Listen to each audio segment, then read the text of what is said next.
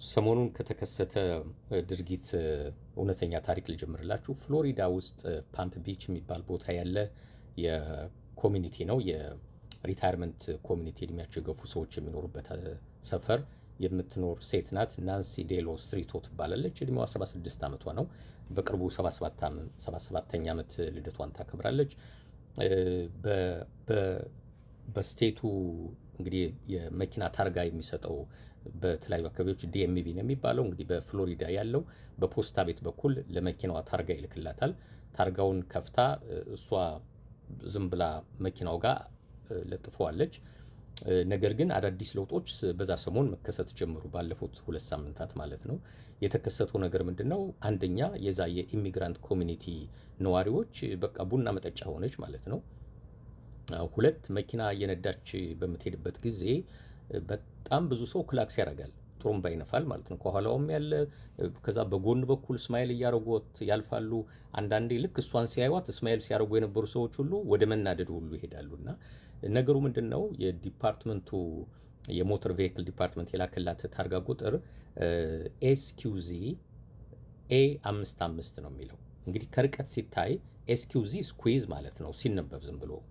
ኤ55 ደግሞ ከላይ ከራቅ ብለን ስናየው አስ ነው የሚመስለው ኤ55። ስለዚህ ስኩዊዝ አስ ነው የሚለው።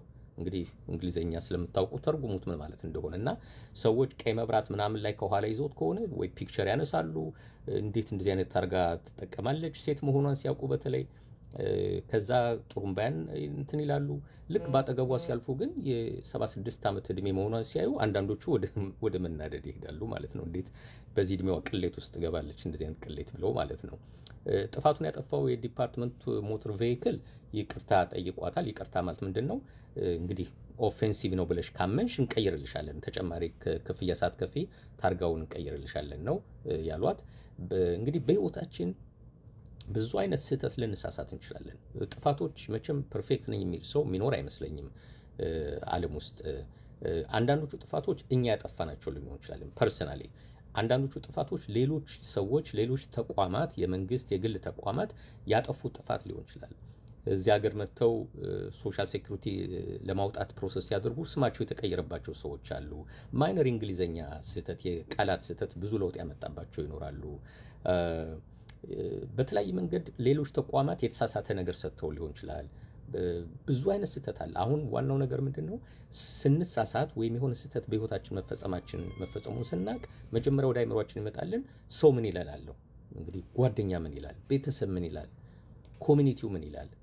አንዳንድ ኮሚኒቲዎች ማይነር ስህተቶችን አይቶ አይዟችሁ በርቱ፣ ይሄ ነገር ይለወጣል የሚለን ሊሆን ይችላል። አንዳንድ ኮሚኒቲዎች ደግሞ በቃ ጫፍ ይዘው ላይ የሚያደርሱት ሊሆን ይችላል። ስህተቱ እንዴት ተፈጸመ ብሎ እንኳን ለመስማት ትዕግስት የሌለው ኮሚኒቲ ሊኖር ይችላል። እንግዲህ እናንተ ታውቃላችሁ የእኛን ኮሚኒቲና እኔ ክፉ በጎ መናገር አልችልም። እናንተ ራሳችሁ ደምድሙ። ያለንበት ኮሚኒቲ ትንሽ ጥፋታችንን አይቶ አይዟችሁ የሚለን ኮሚኒቲ ነው ወይስ አይደለም የሚለውን ተመካከሩበት።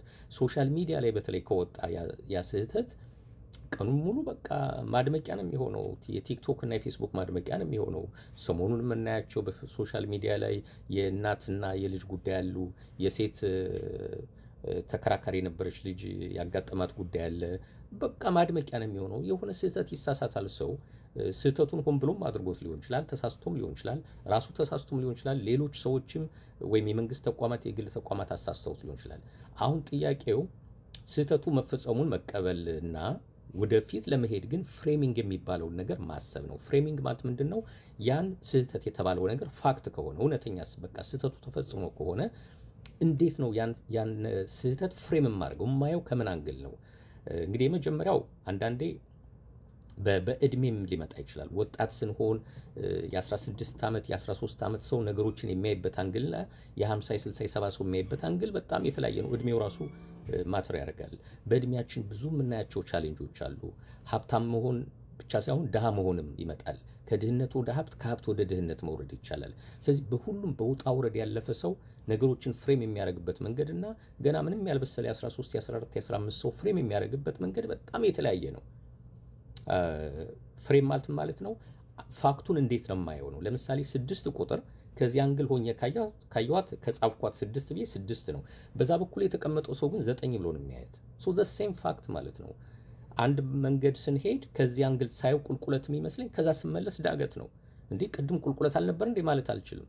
በቃ የሄድኩበት አንግል ነው ማተር የሚያደርገው። ፋክቱን አልቀይረውም፣ መንገዱን አልቀይረውም፣ ቁጥሩን አልቀይረውም። ግን እንዴት ነው ፍሬም የማደርገው፣ እንዴት ነው የማየው ነው ፐርሰፕሽኑ ነው ማተር የሚያደርገው። እና አንደኛ ፍሬማችን ላይ ማሰብ መቻል አለብን እንደ ግለሰብም እንደ ኮሚኒቲም። ሁለተኛው የምናይበት አንግል ይሄ ፍሬሙ ወደ ሂውመር ወደ ፈን መፍጠር ነው የሚሻለው ወይስ ወደ ሀዘን፣ ወደ ቁጭት፣ ወደ ዲፕሬሽን የሚወስደን ነገር? አልቲሜትሊ እኮ እስከ ሱሳይድ ሁሉ የሚገቡ ሰዎች አሉ በማይነር ጥፋቶች ማለት ነው። ወደዚህ አንግል የሚወስደን ከሆነ ወደ ሀዘን፣ ወደ ቅሬታ የሚወስደን ከሆነ ማሰብ አለብን ማለት ነው። ይሄ ነገር ትክክለኛ ፍሬሚንግ አይደለም።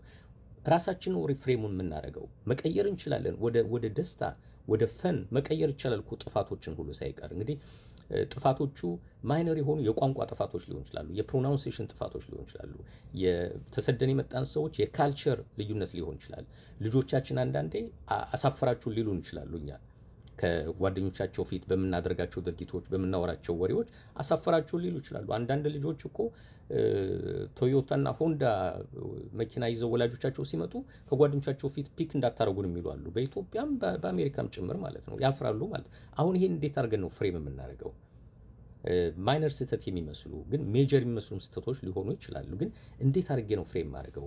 ተቀብሎ ወደፊት ለመሄድ በሀዘን በቁጭት ከማሰብ ይልቅ ወደ ፈን፣ ወደ ሂውመር፣ ወደ ቀልድ መቀየር የመሰለ ነገር የለም። በተለይ በራስ ላይ መቀለድ፣ በተሳሳትነው ላይ ነገር ላይ ራሳችን እየቀለድን አክሴፕት ስናደርገው ሌላውም ሰው እሱን ነው የሚከተለው።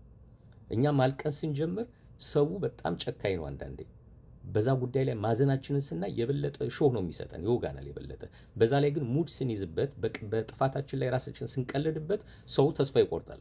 በእኛ ላይ ሊያዝን አውቆ አዛኝ መስሎ መጥቶ በእኛ ጉዳይ ላይ ይሄ ሊያዋክብ አጀንዳ ሊፈጥር የፈለገ ሰው እኛ ሙድ መያዛችን በዛ ጉዳይ ላይ የቀለድንበት መሆኑ ሲያቅ ተስፋ ቆርጦ ይሸሻል ማለት ነው። ሶሻል ሚዲያ ላይ ገብተው ራሳቸውን ዲፌንድ ለማድረግ የሚሞክሩ ሰዎች በጣም ያሳዝኑኛል። ስንቱን ዲፌንድ አድርገን እንችለዋለን? በጣም ከባድ ነው።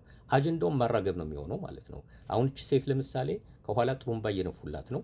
ወደፊት ሲጠጉ ግን ትልቅ ሴት መሆኗን ያያሉ። የሰባ ምናምን ዓመት ሴት እንዴት በዚህ ዕድሜዋ ቅሌታ የምትሆን ነው ስኩይዛስ የሚል ታርጋ ለጥፋ የምትሄደው ብለው ሊናድዱባት ይችላሉ። መስታወቱን አውርዳ ኤክስፕሌን ማድረግ የለባትም። የዲኤምቪ ችግር ነው፣ እኔ እኮ አላጠፋሁም፣ ይቅርታ አድርጉ፣ አያስፈልግም። ስንቱንስ ትችለዋለች። በቃ አክሴፕት አድርገው ሄደች ማለት ነው። እንዴት አድርገን ነው የምናየው አንግሉን የሚለው በጣም ማተር ያደርጋል። ሌሎቹ ምንድን ነው ስለ እኔ ጥፋት የሚያስቡት የሚሉት በጣም ከሚገባው በላይ አእምሯችን ሊያሰቃየው አይገባም። ላይፍ አንዴ ነው የምንኖራት። ሪዋይንድ አናረጋትም። እንደ ድሮ ካሴት በቢክ ስክሪፕቶ እንደምናጠነጥነው ወደ ኋላ ተመልሰን መኖር አንችልም። ጥፋቱ ተፈጽሟል አይደለም፣ አክሴፕት አድርገን ወደሚቀጥለው ፌዝ መሄድ አለብን። ሆን ብለን ካላጠፋ ነው ማለት ነው። ሆን ብለን ካጠፋ ነው መቼስ ሆን ብለን ነው፣ የሚያዝንም ሰው አይኖርም። ሆን ብሎ ያጠፋውን ያውቀዋል ኮንሲኩዌንሱን። ግን ሌሎች ምን ይሉኛል?